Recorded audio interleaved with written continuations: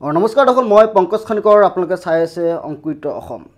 দৰ্শকসকলৰ লগত আজি মিঠাপতি পাণ খেতিৰ সন্দৰ্ভত কিছু কথা পাতিম।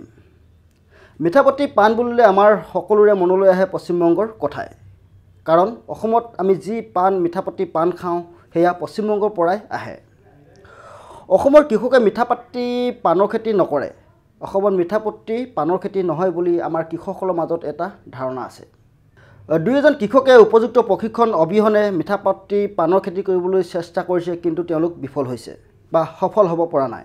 গতিকে ধাৰণাই কৰি লোৱা হৈছে যে অসমৰ মাটি, অসমৰ জলবায়ু মিঠাপতি পাণৰ খেতিৰ বাবে অনুপযোগী। লগতে এটা কথা ক'বই লাগিব যে অসমৰ কৃষকক পশ্চিমবংগৰ কৃষকে মিঠাপতি পাণৰ খেতিৰ প্ৰশিক্ষণ নিদিয়ে আৰু মিঠাপতি পাণৰ পুলি খেতি কৰিবলৈ তেওঁলোকে নিদিয়ে, যাৰ বাবে বহু সময়ত আমাৰ কৃষকসকল বিফল হৈছে।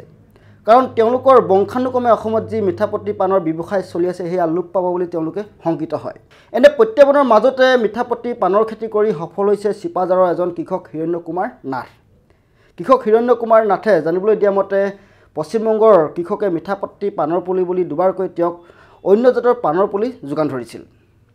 তৃতীয়বাৰত তেওঁ পশ্চিমবংগৰ এজন ব্যক্তিৰ হতুৱাই পশ্চিমবংগৰে অন্য ঠাইত কৰা হ'ব বুলি মিঠাপতি পাণৰ পুলি তেওঁ অসমলৈ আনে আৰু তেওঁ মিঠাপতি পাণৰ খেতিত ল'ব লগা যি যত্ন সেয়া লৈ তেওঁ সফল হয়। বৰ্তমান তেওঁ মিঠাপতি পাণৰ খেতি কৰি আছে। এইবাৰ আহোঁ মিঠাপতি পাণৰ ব্যৱসায়িক দিশটোলৈ।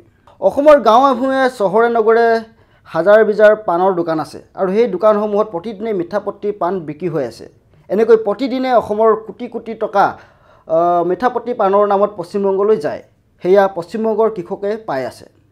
যদি অসমত প্ৰয়োজন হোৱা মিঠাপতি পাণ অসমৰ কৃষকে উৎপাদন কৰে, তেতিয়া দৈনিক মিঠাপতি পাণৰ নামত পশ্চিমবংগলৈ যোৱা কোটি কোটি টকা সেয়া অসমৰ কৃষকে পাব।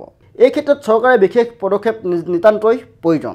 বিশেষকৈ কৃষকসকলক মিঠাপতি পাণৰ খেতিৰ বাবে প্ৰয়োজন হোৱা poly house, drip irrigation, shade net বা ছেট হাউচ আদি প্ৰদান কৰিলে আমাৰ কৃষকসকলে আগুৱাই যোৱাত অনেক সুবিধা হ'ব। পানী জমা নোহোৱা বাম মাটি অসমত যিমান এনে পৰি আছে, সকলোতে যদি একোখন পাণবাৰী হয়, তেতিয়া পশ্চিমবংগই অসমৰ পৰা প্ৰতিদিনে নি থকা কোটি কোটি টকা সেয়া বন্ধ হ'ব আৰু সেই টকা ঘৰতে থাকিব। তাৰ বাবে চৰকাৰে বিশেষ আঁচনি গ্ৰহণ কৰিব লাগিব। লগতে আমাৰ কৃষকসকলক লাগিব উপযুক্ত প্ৰশিক্ষণ।